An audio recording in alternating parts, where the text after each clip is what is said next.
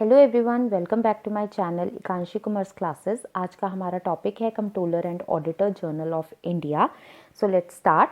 Controller and auditor general of India is the constitutional authority. ये constitutional authority है जो established हुई under article 148 of constitution. He is empowered to audit all the receipts and expenditure of government of India and state governments। इसके पास power होती है कि वो government of India और स्टेट गवर्नमेंट्स की सारी रिसीट्स एंड एक्सपेंडिचर का ऑडिट करे। अब ये जो स्टेट गवर्नमेंट या गवर्नमेंट ऑफ इंडिया के रिसीट्स एंड एक्सपेंडिचर में इंक्लूड होती हैं वो भी कॉरपोरेशंस जो कि सब्सटेंशियली गवर्नमेंट फाइनेंस करती है, मतलब जिसमें हिस्सा होता है गवर्नमेंट का भी, वो उनकी भी रिसीट्स एंड एक्सपेंडिचर की ऑडिट कौन करता है? Controller and auditor general of India. So he is also the statutory auditor of government owned corporations। Government owned corporations जो होती हैं जिसमें जिसकी ओनरशिप सिर्फ गवर्नमेंट के पास होती है, उसका जो कंपल्सरी ऑडिटर होता है वो होता है controller and auditor general of India. ये सप्लीमेंट्री ऑडिट भी कर सकते हैं of those government companies in which government has an equity share of at least 51% या subsidiary companies of existing government companies.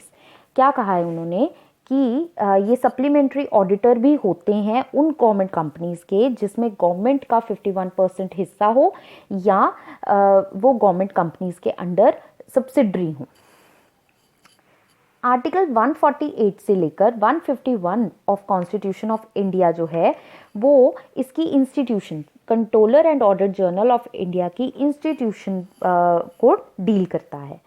तो हमारे जो करंट CAG ऑफ इंडिया हैं वो हैं GC Murmu IAS। So appointment, who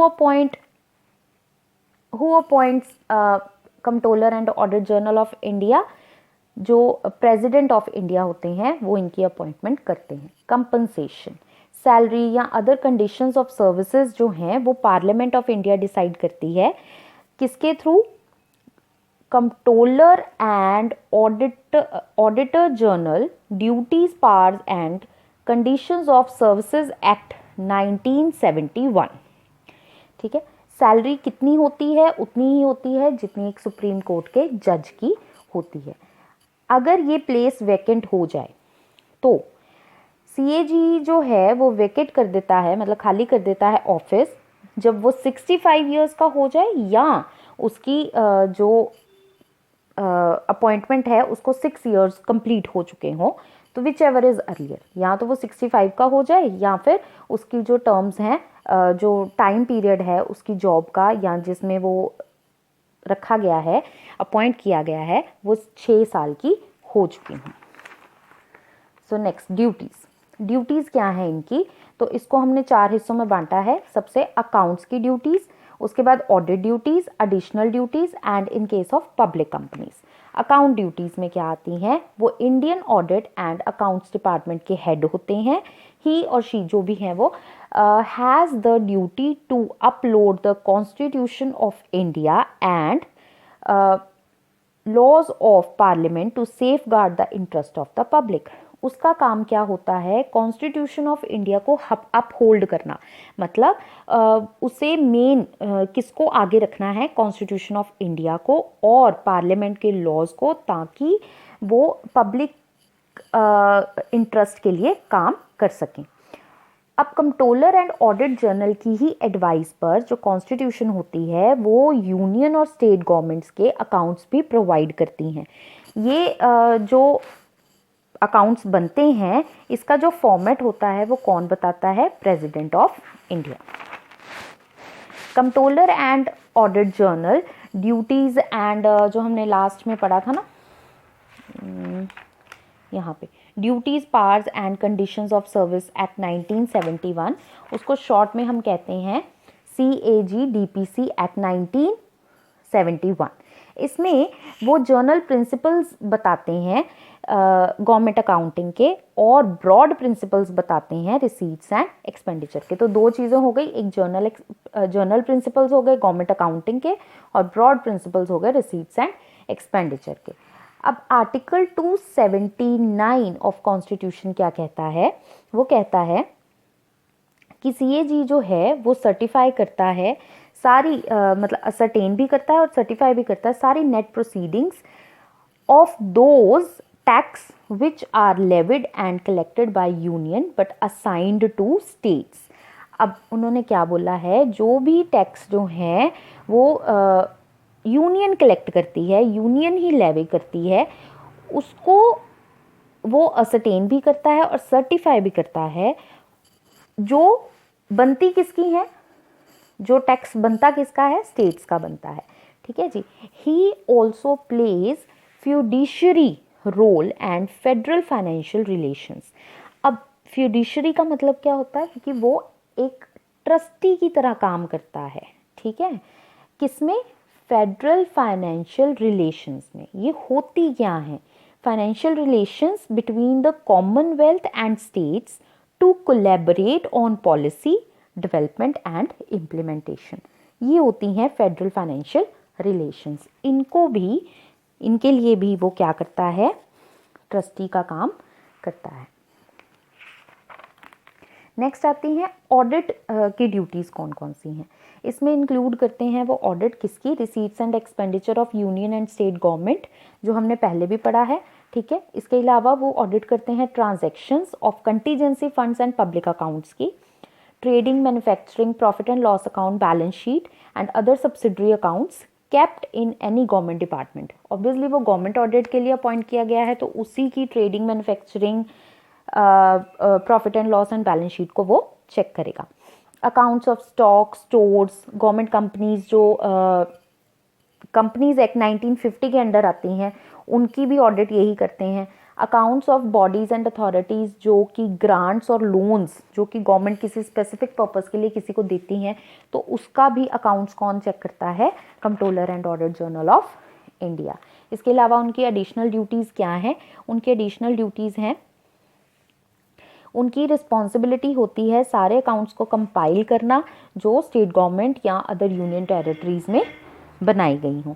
उसके बाद है इनको ये सैलरी और अलाउंसेस उन ऑफिसर की फिक्स करते हैं जो स्टेट गवर्नमेंट में काम करते हैं। अथॉरिटीज़ इनके पास होती हैं पेंशन और अदर रिटायरमेंट बेनिफिट्स देने के लिए, किनको, जो स्टेट गवर्नमेंट और यूनियन टेरिटरीज़ में बंदे काम करते हैं। इसके अलावा ये प्रोविडेंट फंड अकाउंट्स को भी मेंटेन करते हैं।